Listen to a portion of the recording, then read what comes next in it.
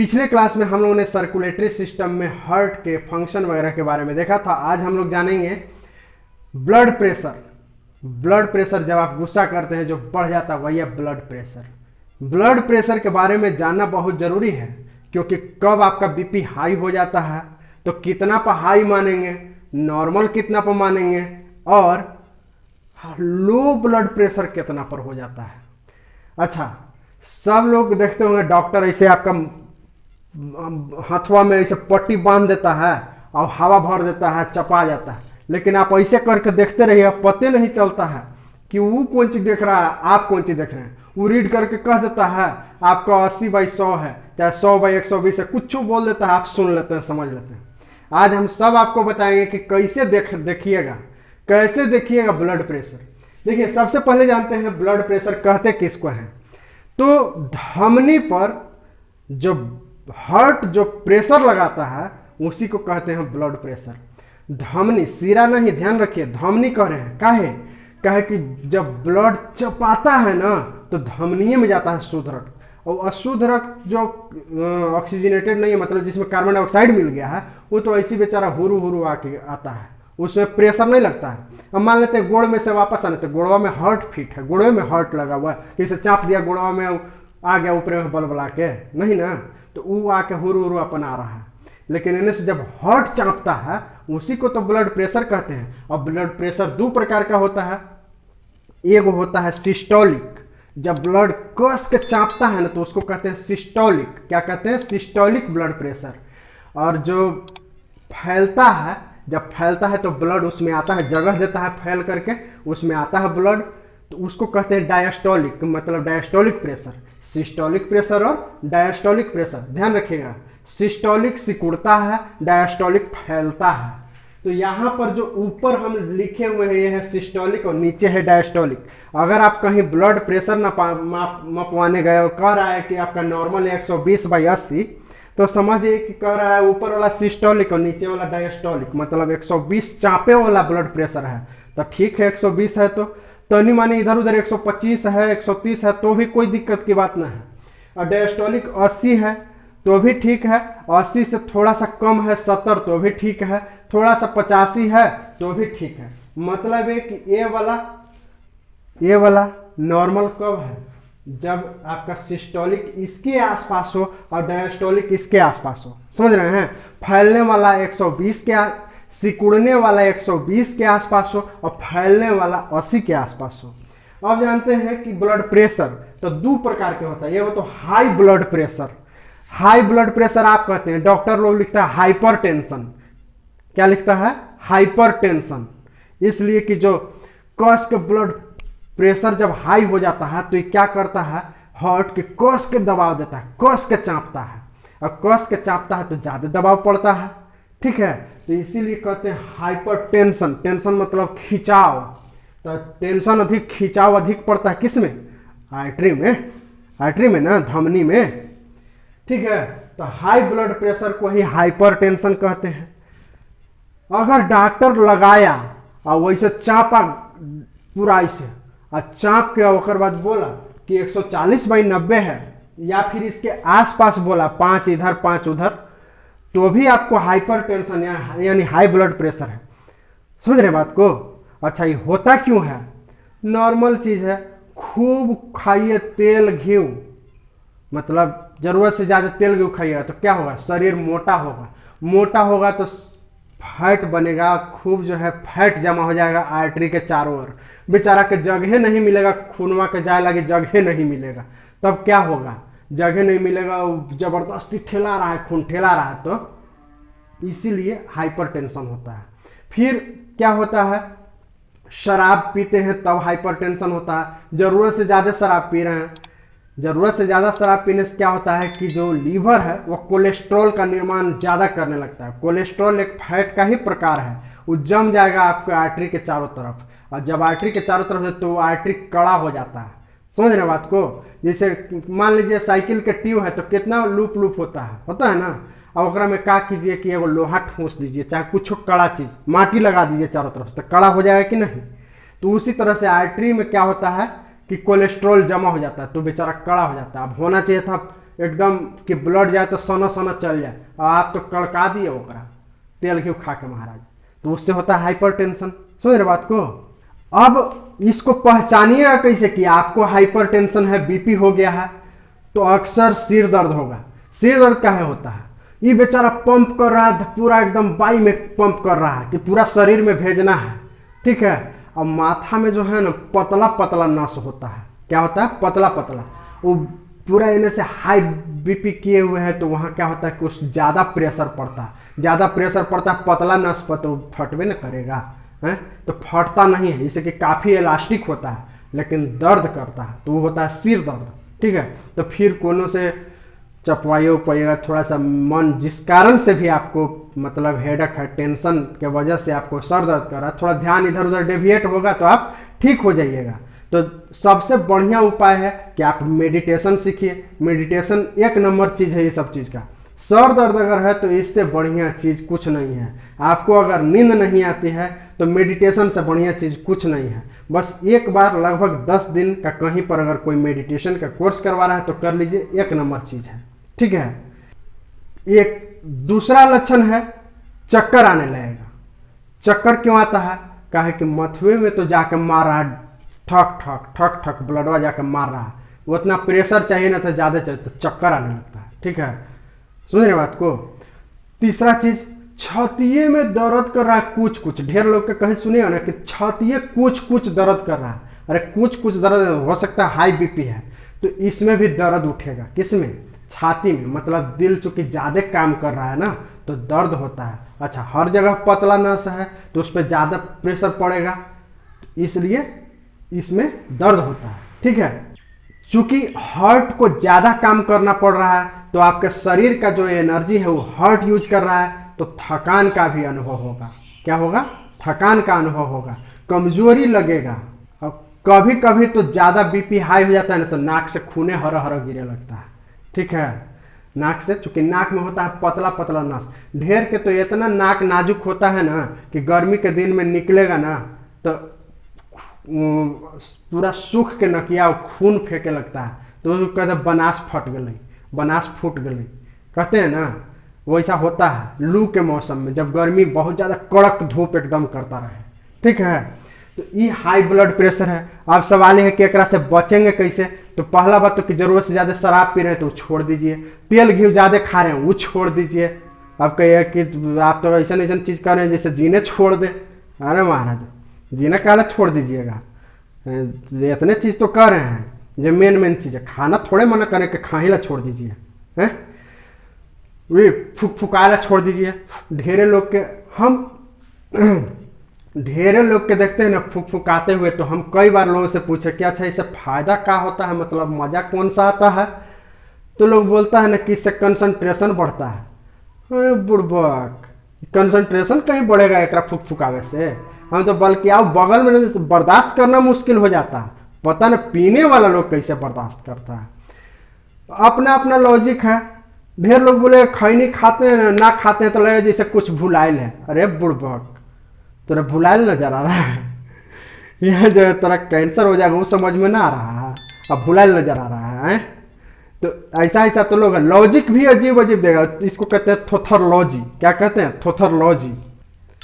और सबसे बड़का चीज तो कि थोड़ा बहुत एक्सरसाइज कीजिए, डेली कम से कम आधा घंटा एक्सरसाइज कीजिए। एक्सरसाइज भी नहीं किया, ऐसे सुबह सुबह उठे और 5 मिनट ऐसे टहल लिए, हो गया एक्सरसाइज। ये कोई एक्सरसाइज है महाराज? थोड़ा दौड़िए, दौड़ उड़ लीजिए, देखिए पसीना निकल जाए शरीर का। बीपी उपी तो हमेशा दूर रहेगा। हाई बीपी में क्या होता है याद रखिए, पूछता है एग्जाम में। Systolic 140, diastolic 90 mm of Hg। ये mm ऑफ Hg हम आपको थोड़ी देर में समझाएंगे क्या है, लेकिन इतना समझिए कि हाई बीपी में 140/90 होता है। हाई बीपी में 140/90 होता है, इसी को हाइपरटेंशन कहते हैं। कोई दिक्कत नहीं? दिक्कत देखिए, नॉर्मल बीपी में कितना होता है? 120/80। कितना होता है? 120/80। लेकिन 125/80 हो जाएगा तो क्यों? अरे डायस्टोलिक सिस्टोलिक तो मेरा ज्यादा हो गया। थोड़ा बहुत भैरी करता है, इतना ही नहीं। सुबह में नपवाइएगा तो कुछ और, शाम में नपवाइएगा तो कुछ और रहेगा। शाम में बीपी बढ़ा हुआ रहता है, सुबह में चूंकि उठते रहते हैं, सब मसल्स वगैरह आराम करते रहता है, कोई बात का टेंशन नहीं, टेंशन होता रतवे में सपना में चल गया, आराम से उठते हैं, बीपी बहुत बढ़िया रहता है। और शाम होते होते कोनो फोन करके कुछ गलियले है, कोनो कुछ कर ले है, कोनो के पैसा लेके भागल है, तो टेंशन से बीपी हाई हो जाता है। ठीक है, कोनो के जो है कुछ भागल है। देखिए, तो ये है नॉर्मल बीपी 120/80 mmHg, ये सब याद रखिएगा। लो बीपी, लो में क्या है, अच्छा ये नॉर्मल बीपी रोग नहीं है, नॉर्मल बीपी है तो बढ़िया बात है, ये रोग ये दोनों है, हाई ब्लड प्रेशर और लो ब्लड प्रेशर, लो बीपी। लो बीपी में को कहते हैं क्या, हाइपोटेंशन। देखिए, ज्यादा बढ़ा के कोई चीज कहना है अंग्रेजी में ना तो उसको कहते हैं हाइपर, और घटा के कहना है तो कहते हैं हाइपो। समझ रहे हैं बात को, घटा के कहना था हाइपो और बढ़ा के कहना था हाइपर। समझ रहे हैं, तो लो बीपी को कहते हैं हाइपोटेंशन। ये होता है 90/60, होना चाहिए था 120 तो हो गया है 90, होना चाहिए था 80 तो हो गया है 60, कम हो गया है ना, तो ये है हाइपोटेंशन। क्या है, हाइपोटेंशन। और हाइपर टेंशन में क्या था, ये होना चाहिए था 120 तो हो गया 140, होना चाहिए था 80 तो हो गया है 90। तो ये है हाइपर, हाइपो और नॉर्मल। समझ रहे हैं बात को। लो बीपी होता क्यों है, देखिए खून शरीर में है ये नहीं है, तो जो हार्ट है वो किसको पंप करेगा, ओकरा कामे न मिल रहा है तो बेचारा स्लो हो जाता है। या आपके शरीर में पानी की कमी है, पीना है दिन भर में 5 लीटर, और ऐसा मतलब कुछ लोग को देखते हैं कुत्ता नियन भागेगा पानी से कि लगेगा कि काट लेगा। ठीक है, तो पानी पीना चाहिए था 5 लीटर, आप पी रहा है 2 गिलास, 1 गिलास, तो ओकरा में क्या होगा, खून में 90% पानी है। अब पानी नहीं रहेगा तो क्या होगा, खून में नहीं रहेगा, खून का जो मात्रा होनी चाहिए 5 से 6 लीटर शरीर में, वो घट के आ गया है 4 लीटर। तो बेचारा के शरीर में खून नहीं, तो पंप के ऐसी खलिए ऐसे हर्ट करते रहेगा, नहीं करेगा, चब्बे नहीं करेगा, तो हो जाता है लो बीपी। तो पानी वानी खूब पीजिए। ठीक है, अच्छा जिसको लो बीपी है उसको नमक थोड़ा अधिक खाना चाहिए, और जिसको हाई बीपी है नमक थोड़ा कम खाना चाहिए। समझ रहे बात को। लो बीपी का पहचान क्या है, तो खूने नहीं है तो चक्कर आएगा, क्या होगा, चक्कर आएगा। दूसरा बात कि बैठे हैं और एकाएक झटका से उठिएगा तो आँख के आगे अंधेरा छा जाएगा, लगेगा कि ल अब गए। ठीक है, फिर ठीक हो जाइएगा, लेकिन ये पहचान है। अब सवाल है कि लो बीपी से निपटे कैसे, तो निपटना आसान है, आप डॉक्टर के पास जाइए, हम थोड़े बताएंगे। लेकिन निपटना, अगर घर में एकाएक लो बीपी हो जाए तो नमक का घोल गिलास में घोलिए, नमक घोलिए और पिला दीजिए, थोड़ा टनक ही रहे, कि तनी सुन घोल दिए इतना, थोड़ा नमक थोड़ा ज़्यादा रहे और पिला दीजिए, तुरंत भर में रोगी टन आ जाएगा। समझ रहे हैं, तो ये था लो बीपी। अब लो बीपी को मापते किस चीज से हैं, तो लो बीपी को मापते हैं स्फिग्मोमैनोमीटर। मुंह टेढ़ हुआ कि नहीं है? लो बीपी, जो बीपी जाते होंगे डॉक्टर सबके पास, देखते हैं वो पट्टी ऐसे बांध देगा और एगो चापे वाला से हवा भरेगा, लगेगा कि हाथवे में हवा भर रहा है, पूरा टाइट कर देगा। ठीक है, उसी को कहते हैं स्फिग्मोमैनोमीटर। वो होता क्या है कि हाथवा में ऐसे बांध दिया, जान लीजिएगा तो आप जान जाइएगा कि कैसे मापते हैं बीपी। हाथवा में ऐसे पट्टी बांध देगा, आने से हवा भरेगा तो क्या होगा कि पूरा चपा जाएगा। और साइड में एगो मशीन रहेगा, मशीन में पारा भरा हुआ रहता है, देखिए कैसे जब चापेगा तो परवा ऊपर उठेगा। ठीक है, और यहाँ इतना प्रेशर कर देगा कि लगे कि अगला प्रेशर आप ज़्यादा बढ़ा दिया तब यहाँ सब ब्लड सप्लाई बंद हो जाएगा। उसका उद्देश्य ही होता है आपका ब्लड सप्लाई बंद करना। उसका उद्देश्य ही होता है कि वो यहाँ से हवा दे रहा है ना, तो यहाँ आपका ब्लड सप्लाई बंद हो जाए। इतना आपको हवा देता है कि ब्लड सप्लाई यहाँ से बंद कर देता है। अब देखिए कि जहाँ से हवा भर रहा था वहां पर एगो घुंडी होता है, धीरे धीरे खोलेगा और हवा को निकालेगा। क्या, हवा को निकालेगा, हवा निकालता है। अच्छा, ये कान में एगो आला लगाए हुए रहेगा। क्या, आला, कान में क्या लगाए हुए रहेगा, आला लगाए हुए रहेगा। और आला को यहाँ पर, हार्ट पे आपके नहीं, यहाँ पर लगाएगा। कहाँ, यहाँ। ठीक है, कहाँ पर, यहाँ पर, सुनने के लिए। अब कहिए कि यहाँ हार्ट है, यही है हार्ट, नहीं, लेकिन हर जगह आर्टरी है कि नहीं, ओकरा में खून जा रहा है कि नहीं। तो यहाँ आर्टरी पर यहाँ इसे लगाता है, यहाँ देखिए ना, कहीं पकड़िए ना, जहाँ आर्टरी रहेगा धक धक धक धक करते रहेगा। तो ये जो पट्टी है ऐसे बांध दिया है, कान में आला लगा लिया यहाँ। अब जैसे हवा छोड़ता है तो क्या होता है, ब्लड आपका फ्लो होना शुरू होता है। जहां से उसको धक धक सुनाई देना शुरू हुआ वही आपका सिस्टोलिक प्रेशर है। धक धक जैसा ही है, तो मान लेते हैं कि जब वो हवा खोलता है तब पारा जो मशीन का चढ़ा हुआ रहता है गिरना शुरू होता है। और देखिए कि जहां से धक धक शुरू हुआ वहां पर परवा ऐसे उछलेगा, थोड़ा सा फिर नीचे आएगा, उछलेगा, तो समझ जाता है कि अच्छा इसका सिस्टोलिक प्रेशर इतना है। और जब पूरा नीचे आ जाता है, एक ऐसा भी समय आता है जब खोलेगा तो हवा जब निकालेगा धीरे धीरे तो कि पारा नीचे गिरना बंद हो जाएगा, एक निश्चित जगह पर आकर के ठहर जाता है, तो वही है डायस्टोलिक प्रेशर। क्या है? Diastolic pressure. तो सिस्टोलिक और डायस्टोलिक समझ गए। तो जब जाइएगा डॉक्टर के पास और इस तरह के काम करेगा तो आप अब झांक के इसे देखिएगा कि कौन सी कर रहा है तो पता चल जाएगा। पहले तो लगता था कि खाली डॉक्टर में पढ़ा है, अब आप भी पढ़ के जा रहे हैं, वो गलती बताएगा तो बल्कि आप बताइएगा, चाहे नहीं अगर माप रहा है सही से तो आप बताइए कि ऐसे नापिए ना डॉक्टर साहब, देखिए यहाँ से हवा भरिए दनादन, अलवा कनवा में लगाइए, है ना। चलिए, अब ये था ब्लड प्रेशर। अब जानते हैं थोड़ा सा ब्लड के बारे में, कुछ खास बात जो एग्जाम में पूछा जाता है। जैसे ब्लड भी एक प्रकार का ऊतक है। ऊतक मतलब टिश्यू, टिश्यू मतलब कोशिका का समूह, लेकिन ऐसा कोशिका का समूह नहीं कि जैसे देखिए कोशिका का समूह, तो कोशिका बहुत तरह के हैं, जैसे दिमाग के कोशिका अलग है, तंत्रिका तंत्र वाला कोशिका अलग है ना। तो कोशिका का ऐसा समूह जो सेम काम के लिए बना हो, एक ही तरह के काम के लिए बना हो, उसको कहते हैं ऊतक। जैसे चमड़ा वाला तो एक ही तरह के है कि ऐसे कोई सुई भोंक दिया तो पता चलता है कि सुई भोंका, है ना। तंत्रिका तंत्र, उसका काम है संदेश पहुंचाना, कि यहाँ कोई एक थाप मारा तो झंझना जाता है कहाँ तक, तो वो हुआ एक तरह का, तो वो कहते हैं ऊतक कहते हैं, ठीक है। तो रक्त शरीर का सबसे मुलायम ऊतक है, इतना मुलायम है कि बह जाता है बाहरी, समझ रहे हैं। ऊतक किसको कहते हैं? ग्रुप ऑफ सेल, सेल के समूह को एक जगह ढेर मानी कोशिका रख दीजिए वही है ऊतक, लेकिन अलग अलग टाइप के कोशिका नहीं, इस तरह का, मतलब एक ही काम करने वाला। तो सबसे मुलायम क्या है? ऊतक है, सबसे मुलायम टिश्यू है। एग्जाम में पूछता है कि ब्लड क्या है, सेल, टिश्यू, इस तरह से ऑप्शन देगा, तो याद रखिए ऊतक है, टिश्यू है, ठीक है। एक नॉर्मल आदमी में, स्वस्थ आदमी में 5 से 6 लीटर ब्लड होता है। अगर उससे कम है तो समझिए कि वो रोगिया है, कुछ न कुछ प्रॉब्लम, डॉक्टर के पास जाके जरूरत है। तीसरा है इसका पीएच वैल्यू। पीएच वैल्यू बताए थे, एक वीडियो है पीएच वैल्यू का स्पेशल बना हुआ, लिंक दे देंगे डिस्क्रिप्शन में। तो पीएच वैल्यू बहुत सारे चीज का बताया जा चुका है। ब्लड का होता है 7.4, 7 से जैसे ही अधिक की ओर जाते हैं वो हो जाता है क्षारीय।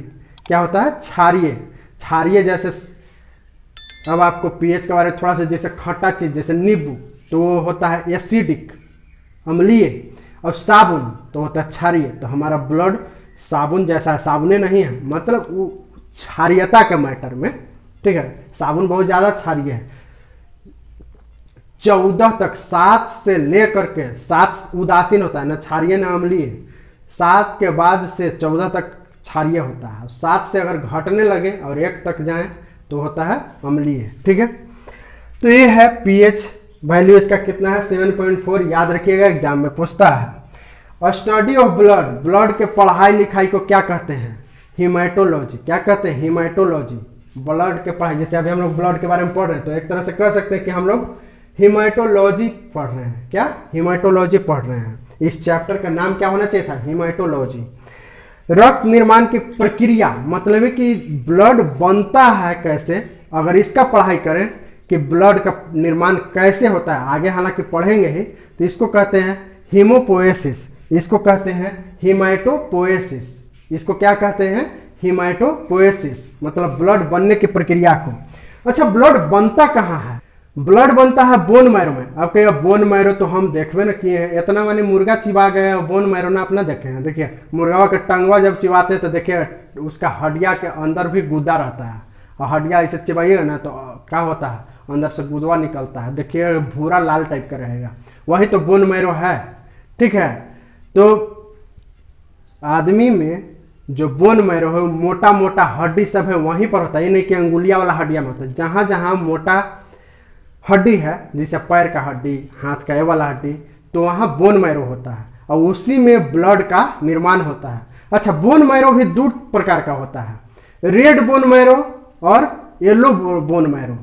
रेड वाला ही ब्लड फॉर्मेशन करता है, येलो वाला का कोई काम नहीं है। तो जो छोटा बच्चा है ना, मतलब थोड़ा 10 साल इस तरह का, 5 साल 10 साल का, तो उन लोगों का अधिकतर हिस्सा होता है रेड बोन मैरो ही, क्योंकि उस समय अधिक ज़्यादा खेलता कूदता, इन्होंने कूदा फानता है। और जैसे जैसे लोग से बड़ा होते जाता है तो क्या होता है कि red bone marrow yellow bone marrow में कन्वर्ट होना शुरू होता है। और क्या होता है कि फिर धीरे धीरे जो बड़ी हड्डियां हैं उसके दोनों सिरा जो है वहीं पर बच जाता है रेड बोन मैरो, और बाकी में येलो बोन मैरो भरा हुआ रहता है। येलो बोन मैरो का कोई विशेष कार्य नहीं है, लेकिन ब्लड फॉर्मेशन होता है कहाँ से, रेड बोन मैरो से। लेकिन अगर बाई चांस हीरो नियन चला रहा है मोटरसाइकिल और दांत खेसरा गया गिर के, तो क्या होगा, खून उन बह गया, डॉक्टर भी गया बोला कि खून चढ़ावे पड़ेगा। तो उतना देर में जो खून बहा है तो कमी कहाँ से पूरा होता है, तो कमी पूरा होता है, क्या होता है कि इमरजेंसी कंडीशन में शरीर के पास इतना कैपेसिटी है कि वो येलो बोन मैरो रेड में कन्वर्ट होना शुरू हो जाता है, पहली बात। दूसरी बात, शरीर में एक होता है ब्लड बैंक जिसको कहते हैं स्प्लीन, क्या कहते हैं, स्प्लीन, और हिंदी में कहते हैं प्लीहा। वो लगभग 150 ml से 300 ml ब्लड रिजर्व में रखता है, कि जैसे ही कोई हीरो नियन चला रहा है मोटरसाइकिल, दांत खिसरा गया ना, तो 300 ml ओकरा तत्काल दे, चल जिंदा रहा, वो भी खत्म तो चल दिया। ठीक है, समझ रहे बात को। तो ये है बोन मैरो, क्या है, बोन मैरो।